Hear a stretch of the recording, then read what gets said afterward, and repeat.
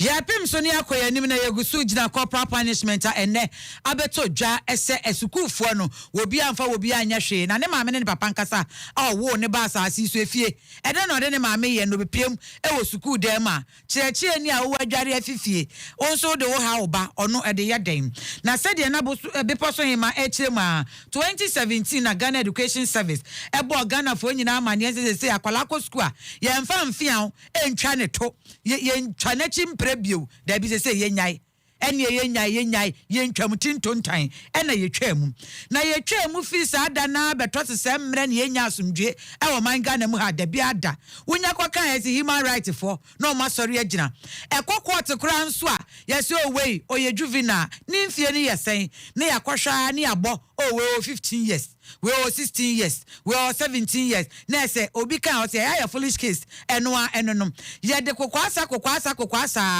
wakum obi ba we pre obi pa asa pran edi obi dem pa wo behwem ye bebo mranim ahwe mranim ano ekwakosi asen na say ekwakoma ne be bosome miensa abro so ayese no kra wakum ni pakra dendenden no yeso yakwala juvenile no na yamano abro so kra mfinhia miensa wo kwa akotwa ediaba achiechefo oje wo mhye ene awanfo no ko school kra dia asebi eya na etan wo hokra o hwese de Facebook wo achiechefo ni bi bo madwen kire o madwen wo a na so enyasam ketwa na mamemfa nkwe esi ya chepa 16-year-old ono ani teacher si akwaheya epoye mantem ene ni teacher se ba ni se ehu ya teacher atwa nanan monse do akola nya kukuduro afa nkranta fifie akopiem wo school ene ba adan ya ni teacher didi natem ono akukuduro si ni teacher ene wo yi ni teacher edi free hwa nanu ya orally ya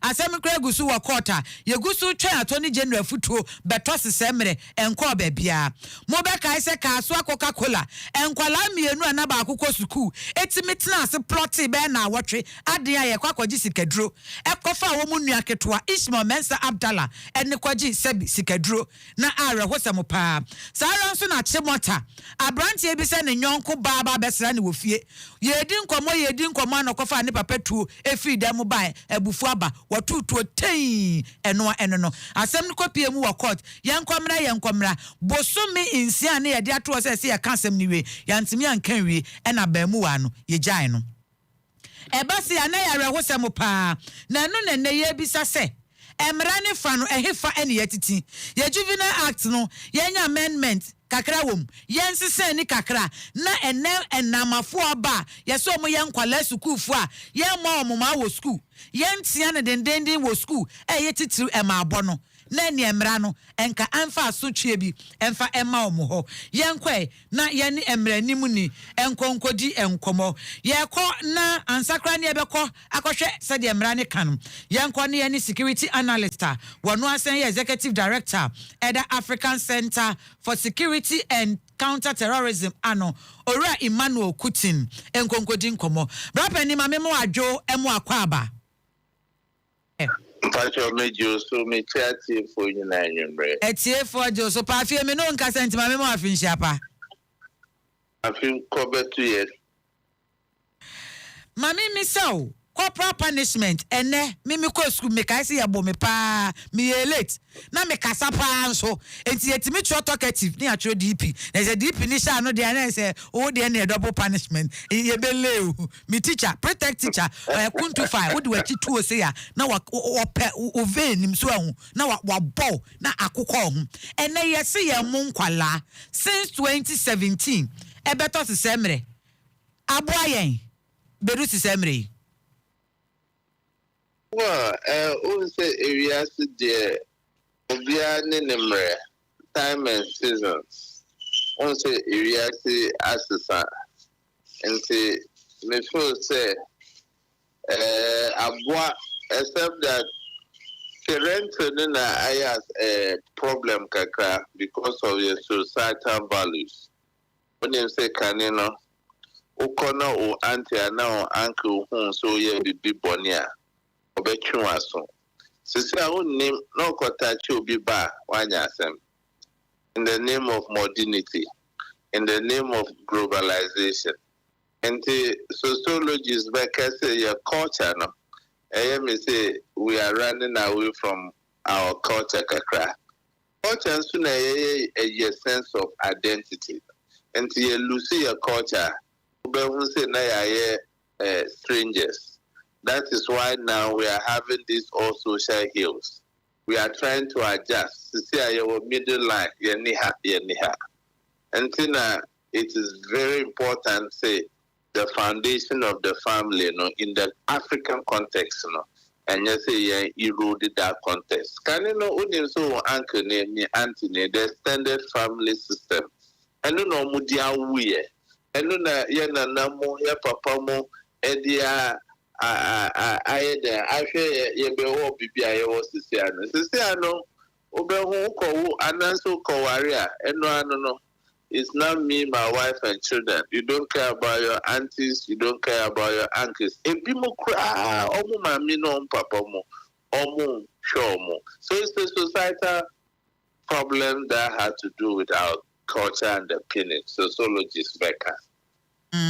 Say aye koye nim ohwe esukufo timi ko school om se dan ni ho aduane no enye ye de yempe na eniema e wo sukuu mu ho say ya bufo say ya hochiro say ya hotew say ya den na eja na ye twatum enkrante ne ye benya na ye de assess sukuu mu ho ne nyina going forward e den na susu say ya betimi aye de si ho people a ebema violence basabasa ya hora ekosu ewe sukuu mu no eto betimi atwa. Unfortunately, we have exposed young Colana to Western culture because you first say, Oba, alas, is here 5-7 years, no, omukita phone, omukita iPad, nema. When him say yes, son, at that age, cry, na ye nim cry, pen. And because of technology, internet, not what connected, they were mobile. They all tablet, unim. And papa nifi, mami nifi, papa kwejuma, mami su kwejuma. Nkwalani free school ba, ubia nifi. So you see that is gradually creeping into our educational system. Well, they will say increasingly students and teachers. School, person, the open. Me, that man was saying in school.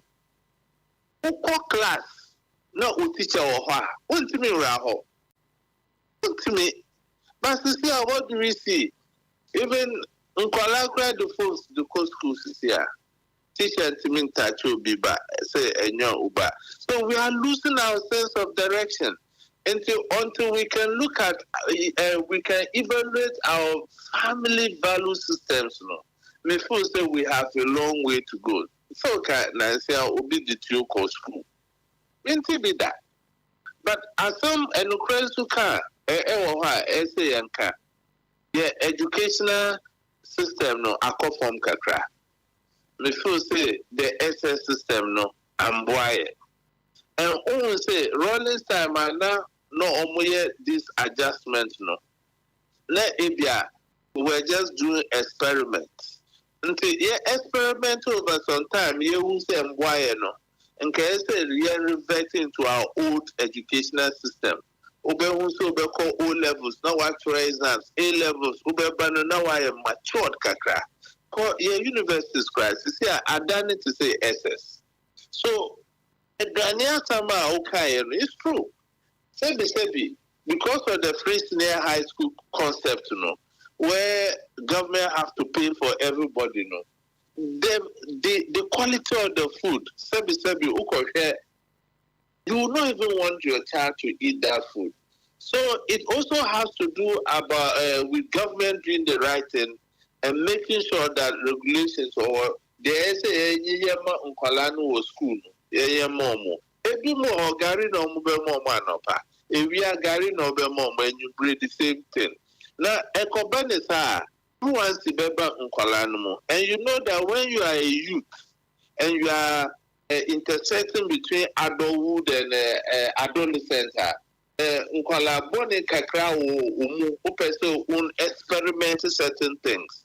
So how can say And as a country, we have to start having a conversation around this. Me modienka abambe pinia yempe sociologists. Now I assign sociologists to every secondary school in this country. Now put counseling in place to help our students, because and you say your only pen on you. It's the system itself that is bringing some of these nuances upon ourselves. So the government and civil society organization, religious bodies, and the traditional authorities, SAN started in common around it. And I want to thank you and your production team. Say, Moody Assam Weaba. These are the things we need to be talking about. You see, if you catch them young, they'll be yours forever. Any sensational reportage I be because the social fiber of this country are deep severely. Discipline in Niho. Sisi ankolani na kasa na ye papa phone yeti. Upe akobi biba usa akola na akunya so sorry da. But our time mpenye fokra ti ho no mudi nkomwa. You dare not even go near it in the name of modernity. Any Western pop culture, any idea bedru bibia yewa sisi a SS nkola akra ko school no omukratio. Where is the direction of this country leading us to? Ora kutin obin so beka se enye ya chefo ya na aye nhwehan ehwe nkwala isa orali die ebra yesusu se akwala ne ba ko se ye naifo se ye sizes ode wo ne nyonko no na achefo obi atwi nani emfa obi a ho ne ebesi bia ensi me na me nkoka obi ba asem me na me nkobo obi enenso ya makwan MPP amanyoko betena Ghana abenwa so yes one student one laptop o ka social media sem NDC aba ye nim implementation on be implemented e wo ngamasuam omo so be ka se one student one laptop what teacher ni so ye na adwen se me na me nkobo amaba me na me nkobo be poso him aba no chena nko wa shenika so oba bebo mi bi wo school kwan ben so na cheche fon so be fa on be bom homoden se ne nkwala ne ye ne ye behwa ka ye betia no enya baabo a ye bebo no ana enye tie bia e betia de na kose ye mu pa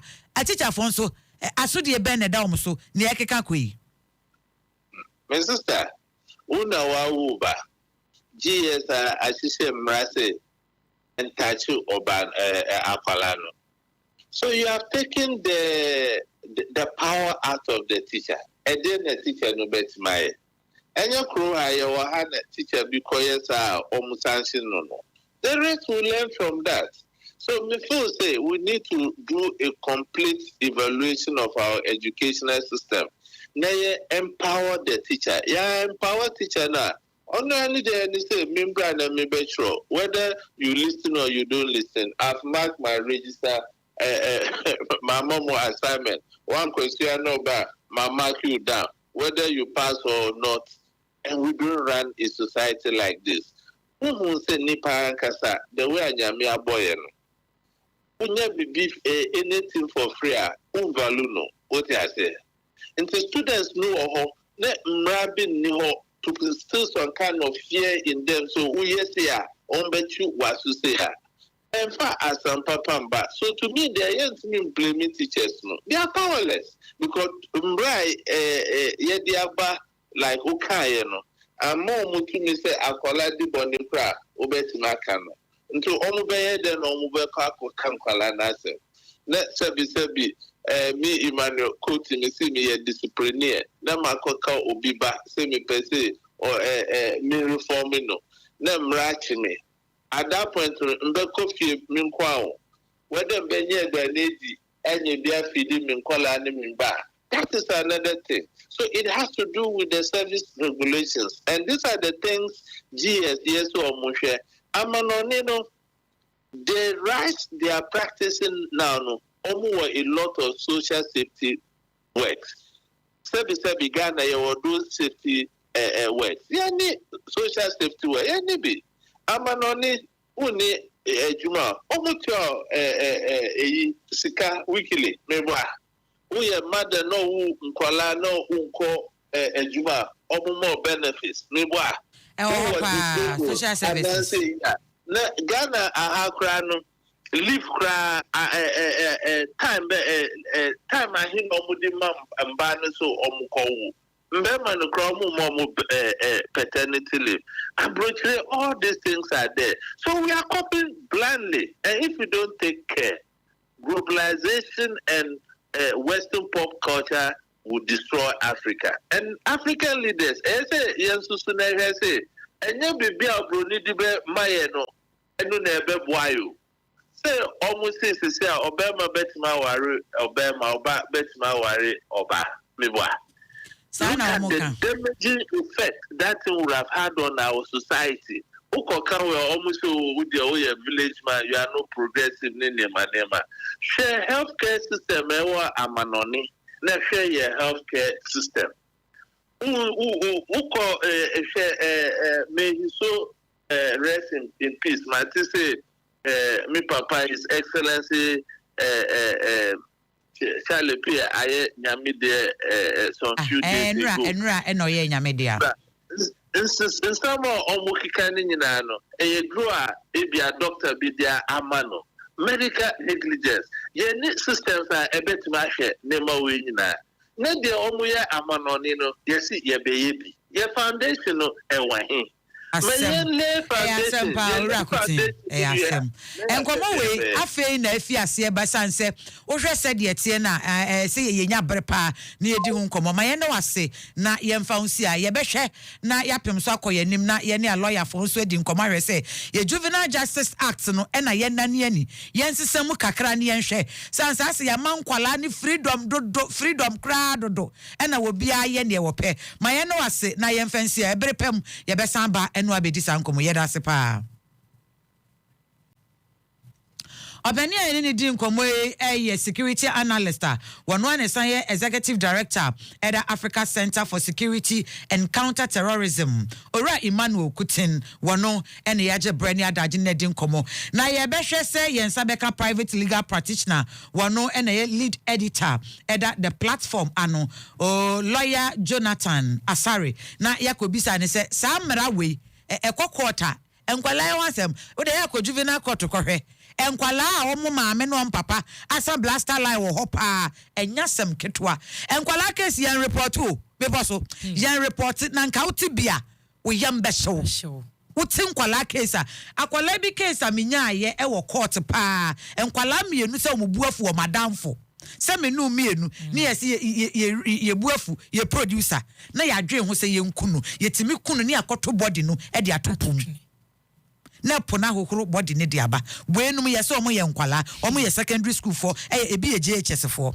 yankwe na ye ne private legal practitioner wono a ene san ye lead editor at the law platform ano lawyer Jonathan Asare kansa mame mo adwo emu akwaba mi se bibia aboko de Adom bibia boko na mpo nyame adom twede ampo nyankopon de yenkwa ache ma yenhwo basa ya horo ekosu wo sukuu mu yesi ye mu nkwala since 2017 ebeto se semre ye hwe mra ne fam emra no sen eneka edifa eboro ekra ho ma yeni kan vanfiri ho maro de ka de se wo kola na wo Money say you have to provide for the health and necessaries of the child. And then say akwano na pomudie na yeka health and necessaries baby obeda na tari shim is your benum just all man baby man da ini na no money shokete na wan yekra brand to me yetumi nyina so edu jina man nim edu tu fiase Intino eba adie friend say ube you na harm. The law prevents adie friend harm and applying force to somebody. But eba akolane ne mami ana a parent and a child emano ma allowance akra says what the wonsaka akolano what the wonsaka no I would bono and apply force the child, or having a bodily contact to your child for the purposes of disciplining the child, applying reasonable force through bodily contact of the child. No, mremuno ana ya mremuno ye mrani hu ne say wa from mra. Aha, nti no o mami tumi bu akola, o papa tumi bu akola ewo say o twe na so ana o tenten no kwan so. Sano untumi wo akola na obi ntumi nko report ma police say wa papa you wapon ne ba because the bano na o din niamo ho nsem na o twe na so da bi mano ne sa papa no ono ni keke bia kaso mayɛ ne say suku ahoro aye wo man Ghana mu hanso asotwe bi ɛwɔ hɔ de ma sukuufo no suku na nkasa mu achechefo headmaster na say proprietor say basa ya horo koso na obeti yesi suku we ya twenkrante wo ho ya twetwa obi we atwe scissors or dia wo obi ya se suku fo so mo aduane nye de o ma hyehye cars o ma sese niema wo ho basa ye suku na nkasa emu mpanifo no yetimi twe wo maso se violence epagya ne mu e wo schools ahoro mu a se ne mra ne kafa ho the man can say obi a oil below 16 years mrano and 18 years, the man affect his hand. Lemon, you can't say the person has breached in the law. You can't say the person is in conflict with the law because a very big welfare principle are the Juvenile Justice Act. And only you just so they change a collar or below 16 and 18 as so. As I just so. Criminal offense, imprisonment, and then the check and how long we can imprison such a person. Man also says at times I plan and I will follow a man to be more fine, and now to be more cat. It's answer on mano and me pinty. I have below 16 years. No more headmasters, teachers, need more. Random normal sujeno ewo nkolano ho despite the fact say awofo kwa obodin nkolano che omonsa no random normal sa kwan no there be only say awo teacher for na headmaster so na asho nkutupa ana as they say in law aid and abetted or conspired with a child to commit a crime but say na yet to inflame mu say where you say fakase na no utumi nyina so say headmasters and headmistresses, so they are criminally liable, and now they bear criminal responsibility for the children. Unlike say, my friend, this is Papa Penny, Elisha Marco Nepano, got a fine Papa Elisha Marco in the year. His son said, I'm going to say Akulano or pleaded guilty. And so the Juvenile Justice Act gives us the right. Or gives the court the right to impose punishment on the children, on the parents of the child or a guardian of the child. But same cannot be applied. And I to me, first, Emma, headmasters and headmistresses, almost school, so almost individually responsible for in Colano, but rather than almost parents, almost fear, almost Tama se misi no. Almost na mrana ni almost everybody. Nenye headmasters and teachers need you ama. Okay, council, emrabe ene wo so bo achechefo ho ban se akwala ise binsam pa na odi wo school mu wo ye gang leader wo ye ring leader boni bi ekowuo mu wo school mu ha o na be kra no obehwe video bi na kwala pa krankrante brantam na ya sunlight na ye twanko obimba na ye brantam yi boneto na ye boneto na sedade nanimu dane na twana enu ye beka ne sen teacher ni baako o ye hu ya ne se ye the knife na ya wona ni say so teacher ni no adi dem enkwala ni bi wo ho a de wo ye no ese se ye tia no na teacher ni atia no enu ye train teacher na na ye de na ba court emre bi wo ho a ebo acheche fo ho ban said your twa kwala na so a obetimi say we de e ya so twe pa ne na kwala ne ye nanye emre abo teacher ho ban no ese amra na na egbe na ho ban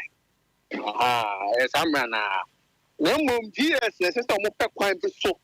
And to me, the board teachers and our church for and now more developing code of conduct via teacher and student relationship. No, bet to me, this young man back them. It's I think that GS, SSL, they have to come out with code of conduct for teachers and disciplinary guide for teachers. So they have to do that.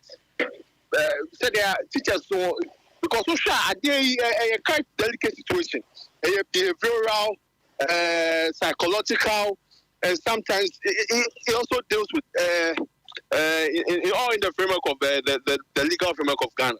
It's need my memo party. A teacher for the headmistress one, a boy who bind us the duty of the police to ensure the protection of lives and property. They have the same responsibility to all teachers in the democratic society we find ourselves or in this country. All right. Council, yeah, Brentima, yeah, no, as an fancy, Addiana, no, Westiano, yeah, that's a pa. Opinion any dream come a private legal practitioner, no, and a lead editor at the law platform, ano, Jonathan Asari. And some Musisipa. And some Musiba, you see, Beposo, no cranny say, your Juvenile Justice Act, no, SCSano. Braya, yeah, no, na. Beposo, akwala 16 years, 15 years, 14 years. Na wonim ne friend in Samambeyi, me kwa kwagisi kedru. Debbie, na wonim. And now akwala 14 years, 15 years, 16 years, 17 years. Etimate na se plane kase. Me pese me kotro jen wagon. Na me hon so ntinu. Me koku mami aso mesiba. Me koku papa aso mesiba. Akwala 15 years. Etimi ko robbery. Krono ba etuo daso. Me se kwa district court. Eye juvenile ho. Kona kwahwe cases egu a eye nkwala. Court wotimi pile e mabe. And then penifo ne kokro no ba na de nkwala na attach because onim say o makwala ne ko ba how many years na de be makwala meda ne ama ne 3 years in say ye normal ni pakum na ye normal but asem we say ye gibre ne adaje ne ye nya bre pa kan ye eya ye hu eya ye hu eya ye hu eya ye hu be yan se kire ni anka ebe ye yi